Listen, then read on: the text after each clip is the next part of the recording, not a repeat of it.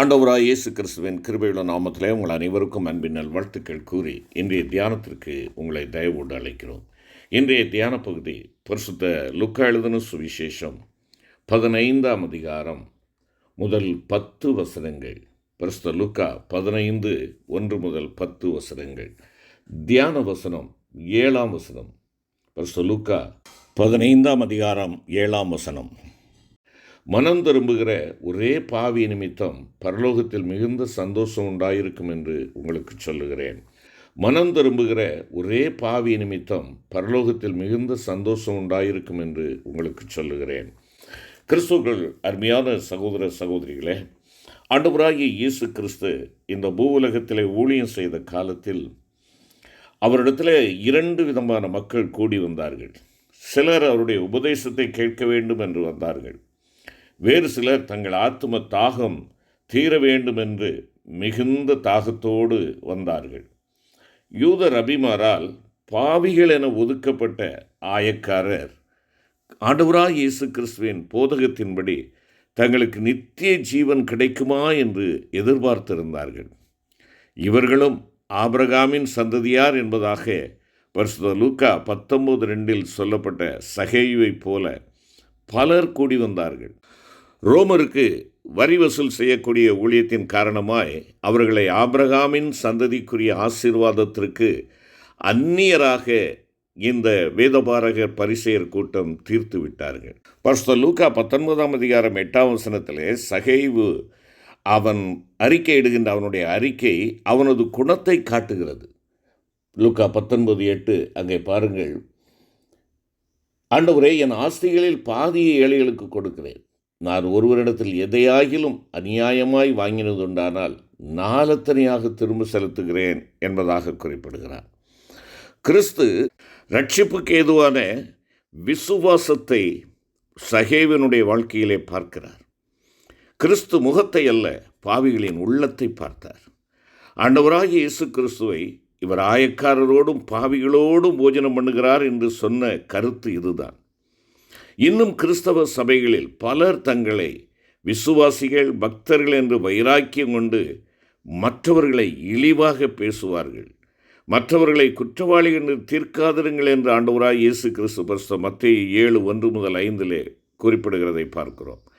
பரிசுத்த பவுல் இந்த கருத்தோடு மற்றவனை குற்றவாளி என தீர்க்கும்போது உன்னையே குற்றவாளியாக தீர்க்கிறாய் என்பதாக குறிப்பிடுகிறார் ரோமர் 2:1. இன்றைய இந்த தியான பகுதியில் ஆண்டவராய் இயேசு கிறிஸ்து மனம் திரும்புதலை பற்றி கூறுகிறதை நாம் பார்ப்போம். மனம் திரும்புதல் என்றால் என்ன? மனம் திரும்புதல் என்று கூறும் இடத்திலே செய்த பாவத்திற்காக மனஸ்தாபப்படுவதை குறிக்கிறது. வாழ்க்கையில் ஏற்படும் ஒரு திருப்புதலையும் காட்டுகிறது. யூத ரபிக்களினுடைய நூல்களிலும் மனம் திரும்புதல் முக்கிய இடம் பெற்றுள்ளது. தீமையை விட்டு விலகி கர்த்தரிடத்தில் திரும்பி அவரது கற்பனையை கைக்கொள்வதே மனம் திரும்புதல் என்றார்கள் யூத ரபிமார். மெட்டனாயா என்னும் கிரேக்க பதத்தின்படி இங்கே பழைய வாழ்க்கையின் குறிக்கோள் போக்குகள் யாவற்றையுமே வெறுத்து தேவனுடைய திருநோக்கத்தை தன்னுடைய குறிக்கோளாக கொள்வதாகும். இதைத்தான் 2 கொரிந்தியர் 7:10 பரிசுத்த லூக்கா 19:1-10 வசனங்கள் நமக்கு விளக்குகிறது. மெய்யான மனம் திரும்புதல் தேவனால் கிடைக்கும் அருள். மனம் திரும்புதலில் 5 விதமான படிகள் உள்ளன. முதலாவதாக பாவ உணர்வு. பரிசுத்த லூக்கா 15ஆம் அதிகாரம் 17 மற்றும் 18ஆம் வசனங்களிலே பார்க்கின்ற பொழுது இங்கே இந்த இளைய குமாரன் ஓமையில் தூரதேசம் சென்ற இளைய மகன் பலவிதமான கஷ்டங்களை அவன் அனுபவிக்கின்றதான வேளையிலே வயிற்றுக்கு ஆகாரமின்றி பன்றியின் தவிட்டை தின்று வயிற்றை நிரப்ப ஆசையாயிருக்கும் அந்த தருணத்தில் அவனது புத்தி தெளிகிறது, பாவத்தை உணர்கிறான். தாவீதுக்கு நாத்தான் தீர்க்கன் உணர்த்தி காட்டின போது நான் பாவம் செய்தேன் என்பதை உணர்ந்தார். மனம் திரும்புதலுக்கு முதல் படி பாவ உணர்வு என்பதை நாம் அறிந்து கொள்ள வேண்டும். 2 சாமுவேல் 12:13 இது அதிகமாக நாம் சிந்திக்கிறோம். இரண்டாவதாக மனஸ்தாபம். 2 கொரிந்தியர் 7:10 தேவனுக்கேற்ற துக்கம் மனம் திரும்புதலை உண்டு பண்ணுகிறது என்கிறார் பரிசுத்த பவுல். லூக்கா 7ஆம் அதிகாரம் 36 முதல் 50 வசனங்களை வாசித்து தியானிக்கின்ற பொழுது, பாவியான ஸ்திரீ ஆண்டவராகிய இயேசு கிறிஸ்துவின் பாதத்தை தன் கண்ணீரால் நனைத்து தன் முடியினாலே தன்னுடைய தலைமயிரினாலே துடைக்கிறாள். இவள் செய்த அநேக பாவங்கள் மன்னிக்கப்பட்டது என்பதாக ஆண்டவர் குறிப்பிடுகிறார். அருமையான கர்த்தருடைய பிள்ளைகளை, பாவ உணர்வு மாத்திரம் போதாது, மனஸ்தாபப்படுகிற ஒரு வாழ்க்கை அவசியம். மூன்றாவதாக பாவ அறிக்கை. பரிசுத்த லூக்கா 18ஆம் அதிகாரம் 13 ஆயக்காரனுடைய ஜெபம் பாவ அறிக்கையினுடைய முழுமையான தன்மையை நமக்கு தெளிவுபட எடுத்து கூறுகிறது. தூரத்திலே நின்றான், தன் கண்களை வானத்துக்கு ஏறெடுக்க துணியவில்லை, மார்பில் தனக்கு அருமையானவரை பறிகொடுத்தது போல அடிக்கிறான், தன்னை பாவி என்று அழைக்கிறான், தேவனின் இலவசமான கிருபையை தேடுகிறான். நீதிமானாக்கப்பட்டவனாய் தன் வீட்டிற்கு சென்றான். இளைய குமாரனும் தன் பாவத்தை தகப்பனிடம் அறிக்கையிட்டான் என்பதாக பரிசுத்த லூக்கா 15:21 சொல்கிறது. மனம் திரும்புதலிலே அடுத்த ஒரு படி என்னவென்றால் பரிகாரம். ஆண்டவராகிய இயேசு கிறிஸ்துவை சகேயு காண வேண்டும் என்று விரும்பினான். இன்றைக்கு நான் உன் வீட்டில் தங்க வேண்டும் என்று ஆண்டவராகிய இயேசு கிறிஸ்து சொன்னவுடன் தன் வீட்டிற்கு அவரை அழைத்து சென்றான். ஆண்டவரிடத்தில் தன் பாவங்களை அறிக்கை செய்தது மட்டுமன்றி, அநியாயமாய் வாங்கினதுண்டானால் நாலத்தனையாக திரும்ப செலுத்துவேன் என்று ஆண்டவரிடம் அறிக்கை பண்ணுகிறார். இவனும் ஆபிரகாமின் குமாரனாய் இருக்கிறான் என்னும் ஸ்லாக்கியத்தை பெற்றான் என்பதாக பரிசுத்த லூக்கா 19:8 கூறுகிறது. அருமையான கர்த்தருடைய பிள்ளைகளே, நாம் பாவ உணர்வோடு மாத்திரமல்ல, பாவத்தை குறித்தான மனஸ்தாபம் நமக்கு இருப்பது மாத்திரமல்ல, அதை அறிக்கை செய்ய வேண்டும். அறிக்கை செய்து அதற்குரிய பரிகாரத்தை நாம் தேட வேண்டும் என்று சொல்லி பார்க்கிறோம். மனம் திரும்புதலின் அடுத்தபடி புதிய தீர்மானம். புத்தி தெளிந்த மகன் தகப்பனண்டை வரும்போது மனமாறுதல் பெற்று புது தீர்மானத்துடன் வருகின்றார்.